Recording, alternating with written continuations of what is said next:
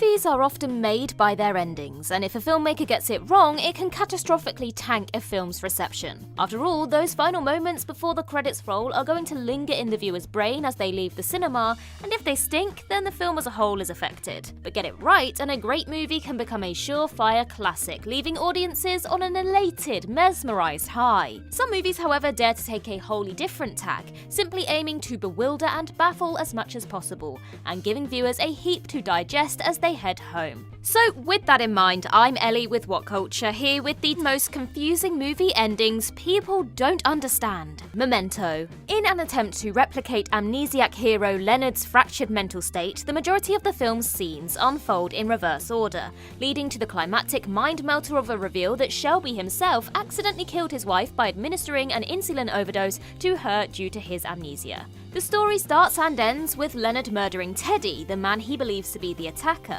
However, as we travel backwards, it's revealed that Teddy is in fact an undercover cop and helped Leonard kill the attacker a year prior. Teddy has since been exploiting Leonard's amnesia to set up other unsavory figures to be killed, prompting Leonard to leave himself a Polaroid, falsely incriminating Teddy as the killer and eventually leading to his death. Long story short, Leonard intentionally deceives himself into believing that Teddy was one of the attackers, creating his own revenge narrative to paper over the fact that he himself was unintentionally responsible for his wife's death. Film and TV is cool, but you know what else is cool? Protecting your privacy online. Scan the QR code or click the link in the description and get up to 76% off a 2-year NordVPN plan, plus 3 months free if you sign up today.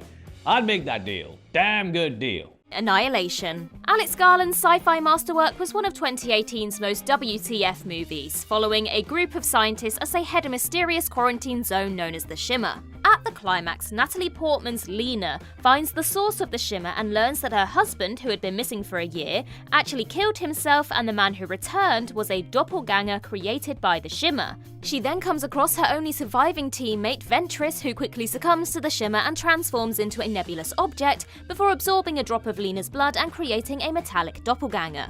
The clone mimics Lena's movements exactly, but by handing a white phosphorus grenade to the doppelganger, she's able to kill it and burn down the lighthouse. The fire appears to destroy the Shimmer, and the film ends with Lena meeting Kane's doppelganger. They embrace, and their irises both glisten, prompting the viewer to question whether or not the real Lena escaped or her imposter. Are Kane and Lena really who they appear to be, and are they still human despite their DNA being altered so significantly? I apologise because that wasn't really an explanation, but it should help. Planet of the Apes. One of the more vocal complaints about Tim Burton's Planet of the Apes remake was that the general plot, and especially its ending, confused the hell out of everyone. At the end, Mark Wahlberg's hero travels back in time to the Earth of the present, only to be greeted by apes in the place of humans. The abrupt ending left many fans scratching their heads, especially as it was such a sharp 180 from the iconic conclusion of the original film. Now, it's never precisely explained how this new reality came to be, though fans are left to assume that the villainous Thade somehow beat Leo back to Earth and instigated all the changes, fashioning himself as an Abraham Lincoln-like figure in the process. Now, for his part, Burton claimed that the ending wasn't really supposed to make sense beyond providing an intriguing cliffhanger to set up a sequel,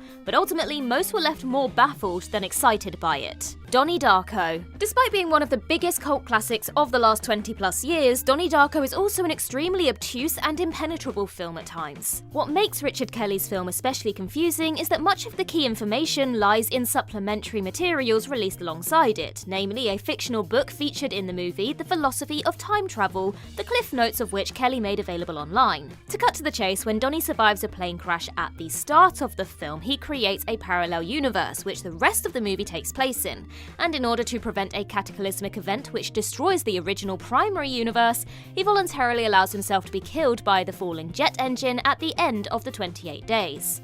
This then protects the original universe, including his girlfriend Gretchen, though the tragic irony is that by dying as originally intended, Gretchen and him never end up meeting. Grease. On the face of it, Grease is a pretty straightforward musical that shouldn't be keeping anyone awake at night. But then it all goes a bit weird when Danny and Sandy fly off over the horizon in a car. It's baffling in itself, but even more so because the rest of the film is so grounded and normal if you ignore the musical part. One prominent fan theory suggests that the car taking flight is symbolic of Sandy's ascent to heaven, and that the entirety of the movie was actually her dying dream. You see, though she talks about being saved by Danny from drowning at the beach, that's just a little wishful thinking, thinking, and she wasn't quite so lucky. Jim Jacobs, who co-created the original musical, has rubbished that theory, though curiously didn't provide any sort of explanation in its place. Apparently we're just supposed to believe that the singular moment of fantasy just sort of happens. No Country for Old Men. The Coen brothers' Best Picture winning masterpiece ended in an elliptical fashion that just about nobody expected.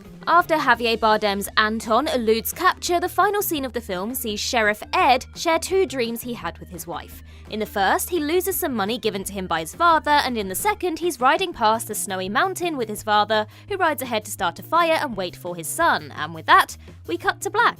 It might seem complex, but if you pay attention to the movie, it actually does sort of make sense. The first dream quite clearly relates to the movie's money plot and Belle's own failure to recover the illicit cash, but the second is a far more haunting and significant one. It relates to Belle's own advancing age and a death that probably isn't that far off. His father, who is presumably dead already, is lighting the fire in what's surely a reference to the afterlife. Basically, it's just a summary of the movie's title. Belle is just an old man, now incapable of being effective against the violent, younger men of today. Primer. Mind-melting cult classic Primer revolves around two engineers who accidentally create a crude time machine, and before long, all hell starts to break loose, as it always does in time travel films. It was consciously designed with the refusal to dumb down any of the film's technical dialogue, but naturally that just meant it was very hard to understand. They use time travel to make profits on the stock market, but their conflicting philosophies, one is keen to exploit time travel and the other is deeming it too dangerous, inevitably leads them down a dark path involving numerous competing timelines and realities. Though it ultimately appears that the two manage to resolve the anomalies, the ending reveals the full extent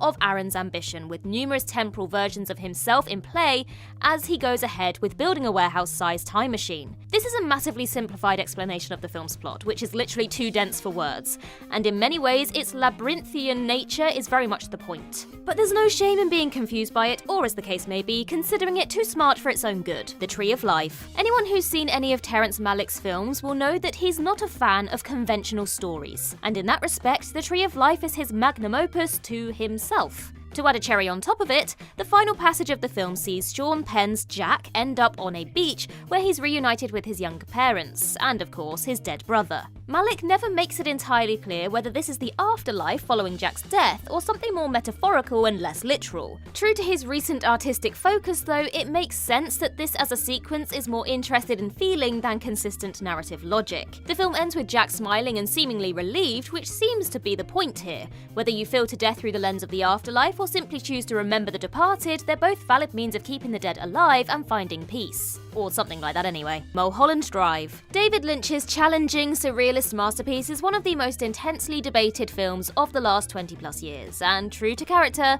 Lynch hasn't expressed much interest in clarifying things for his fans. Amid a fleet of fascinating and deeply unsettling subplots, Naomi Watts' Betty and Laura Harring's Rita embark on a sexual relationship before opening a mysterious blue box that completely flips the script.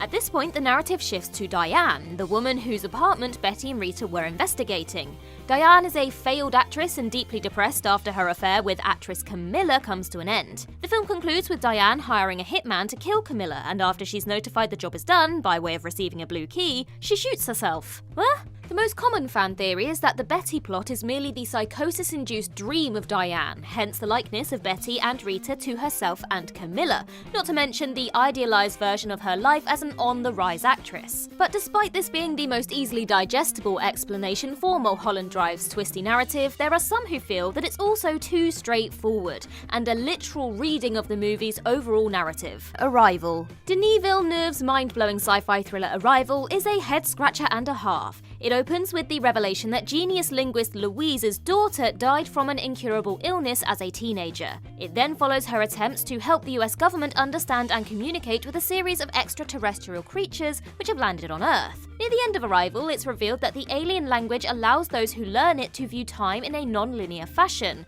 and that Louise's memories of her past are in fact visions of her future. That is to say that her daughter hasn't been born yet. Furthermore, it's revealed that Louise's colleague, Ian, will be the father of her child, and her eventually telling Ian that she knew their daughter would die causes him to leave her. The film ends with Louise embracing her envisioned future in all of its beauty and pain. What really made audiences struggle with this ending, though, is its approach to time and how humans perceive it. The way we live our lives encourages us to view it as a linear line from A to B, but Arrival challenges audiences to disregard that and view it instead as a flat circle with no real beginning and no real end.